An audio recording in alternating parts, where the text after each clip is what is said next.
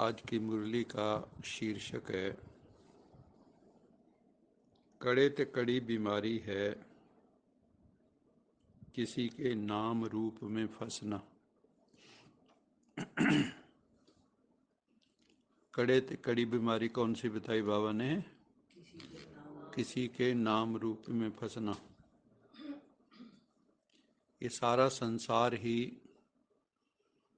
किसी न किसी नाम रूप में फंसा हुआ है।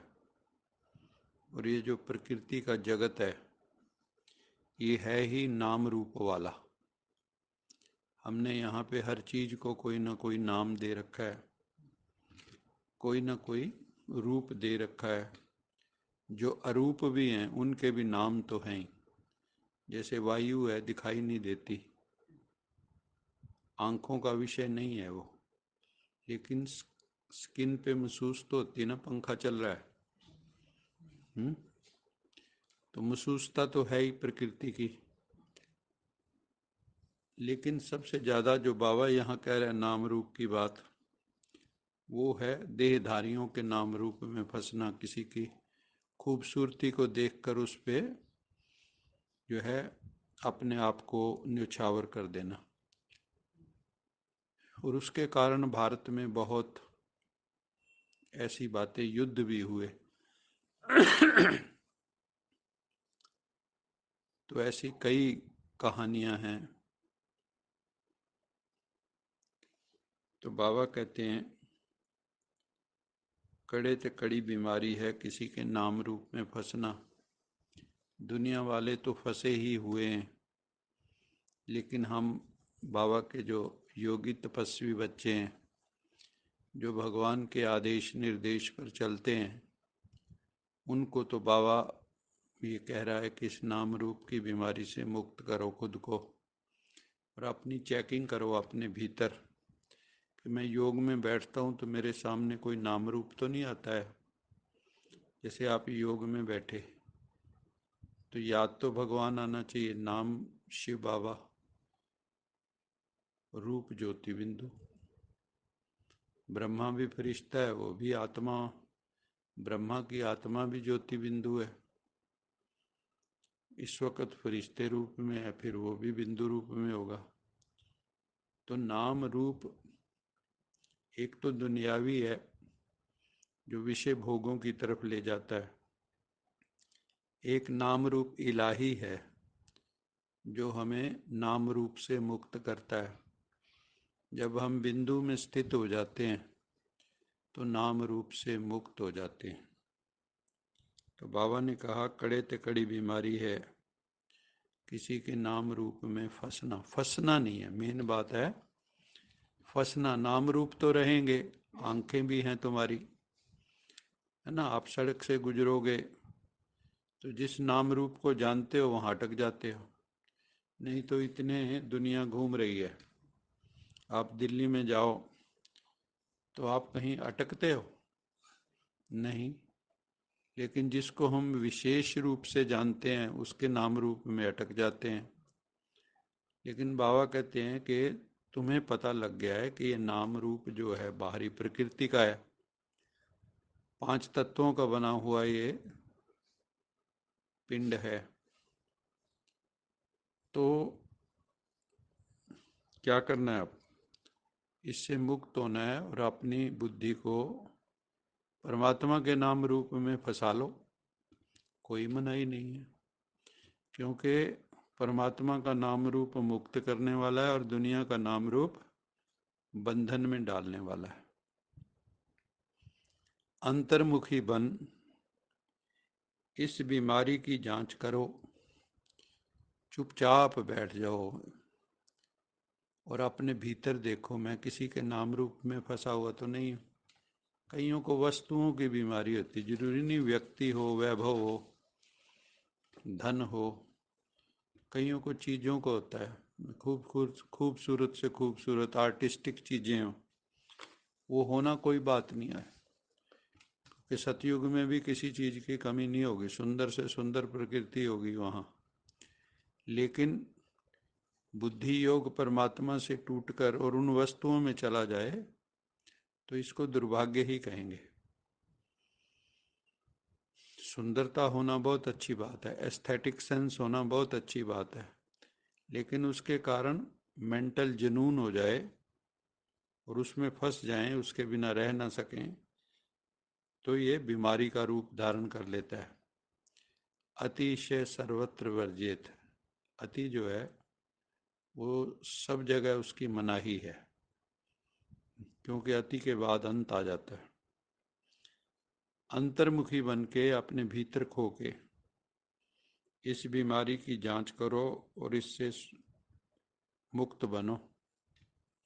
आज बाबा ने क्या कहा कि नाम रूप की जो बीमारी है ये बहुत कड़ी बीमारी है, जन्म जन्मांतर की है, 63 जन्मों की है, क्रोनिक है ये, क्रोनिक डिजीज, किसी के नाम रूप में फंसना। और बाबा अब नाम रूप से बिंदु में ले जा रहे हैं, निराकार में, साकार से आकार, आकार से निराकार। अभी हम साकार में हड्डी मांस का पुतला है, सूक्ष्म आकार में उनका सूक्ष्म जो कण है उनका जो समुच्चय है वो सूक्ष्म शरीर, और फिर सूक्ष्म शरीर के भी परे केवल बिंदु रूप जो परम धाम में हमारी स्थिति है, तो उसमें अल्टीमेटली हमें जाना है ना। अंत में बाबा कहते हैं ना, मच्छरों से दृश्य आत्माएं निकलेंगी, फिर जाएंगी आगे आगे, बड़ी रोशनी होगी शिव बाबा की, पीछे झुंड होंगे आत्माओं के। ऐसे हम परम धाम घर जाएंगे, बाबा साथ लेके जाएंगे।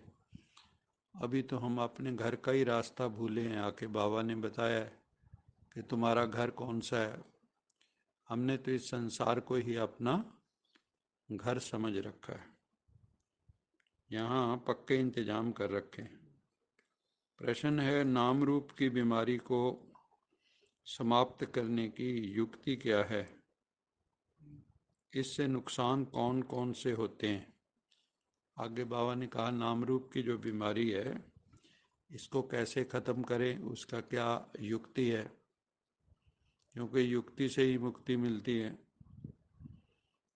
और इससे नुकसान कौन कौन से हैं, अगर आप नाम रूप में फंसोगे किसी के तो उससे क्या नुकसान होंगे।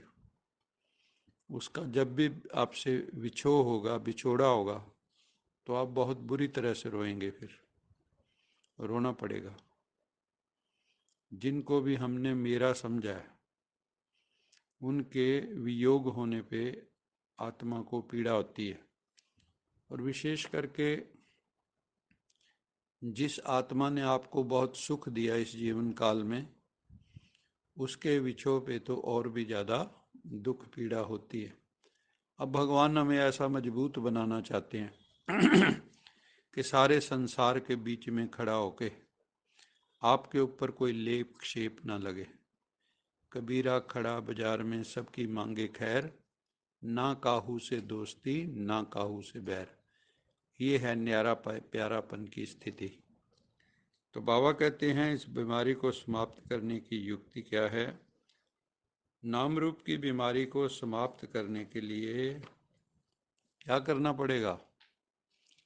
एक परम पिता परमात्मा जो हमारा सच्चा सच्चा पिता है, जिनको हम प्यार से बाबा कहते हैं, शिव बाबा, भोला बाबा, उसके साथ सच्चा सच्चा लव रखो। भगवान के साथ हमारा सच्चा सच्चा प्यार होना चाहिए। अब आप चेक करो कि संसार में प्यार ज़्यादा है या भगवान में प्यार ज़्यादा है। सुख देने वाला कौन है, परमात्मा। इस संसार में कहीं सुख दिख रहा है आपको। कितनी जिम्मेवारियां हैं, आपकी संतानें आपके वश में नहीं है, पति पत्नी एक दूसरे के वश में नहीं है, सब अपने अपनी ढपली अपना अपना राग बजा रहे हैं। तो एक तरह की उत्श्रृंखलता है, एक तरह की अराजकता है समाज के अंदर। तो बाबा कहते हैं इसको खत्म करना है तो एक से जुड़ना होगा, और सच्चा सच्चा प्यार, जो प्यार का सागर है, उससे करना होगा। वो तो आके अपना प्यार लुटा रहे हैं, लेकिन क्या हम आत्माओं का परमात्मा के साथ सच्चा प्यार है? अच्छा मीठे मीठे सिखिलद बच्चों प्रति याद प्यार, गुड मॉर्निंग रूहानी बाप की रूहानी बच्चों को नमस्ते। हम रूहानी बच्चों की रूहानी मात पिता बाप दादा याद प्यार, गुड मॉर्निंग, गुड नाइट और नमस्ते। सदा रहो कहीं नहीं बन जाओ, बांध लो अपने, चलो प्रभु के